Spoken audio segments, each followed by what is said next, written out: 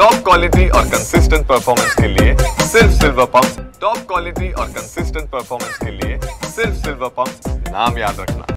12 ज्योतिर्लिंगांपैकी एक असलेल्या नाशिकच्या त्र्यंबकेश्वर मंदिरात आज श्रावण सोमवार निमित्तानं भाविकांनी गर्दी केलेली आहे। आज श्रावणातला पहिला सोमवार आहे आणि भाविकांनी पहाटेपासूनच आपल्याला या ठिकाणी दर्शनासाठी गर्दी केल्याचं बघायला मिळत आहे।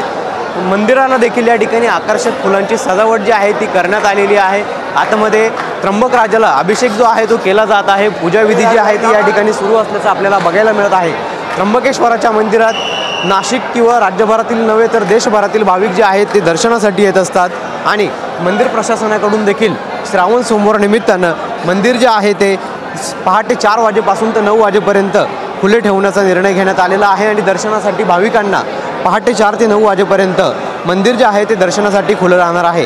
खरं तर त्र्यंबकेश्वर ज्योतिर्लिंगाच्या ठिकाणी ब्रह्म विष्णू आणि महेश यांचा वास असल्यानं श्रावणात त्र्यंबकेश्वराच्या दर्शनाला अनन्यसाधारण महत्त्व आहे आणि त्यामुळे या ठिकाणी भाविक जे आहे ते देशभरातील भाविक या ठिकाणी गर्दी करत असतात। आपण जर मंदिरामध्ये बघितलं तर या ठिकाणी आपल्याला मोठी गर्दी जी आहे ती भाविकांची श्रावणी सोमवार निमित्तानं झाल्याचं बघायला मिळतंय। कॅमेरा पर्सन आकाश अवलीसह पवन येवले, TV9 मराठी, त्र्यंबकेश्वर, नाशिक।